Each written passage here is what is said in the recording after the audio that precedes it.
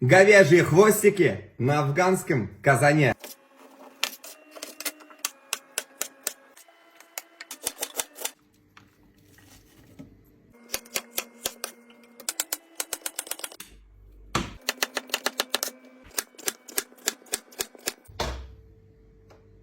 Раскладываем по слоям.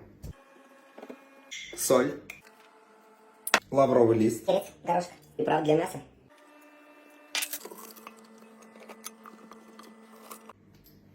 жгучий перчик и стакан воды. И на 1,5 часа.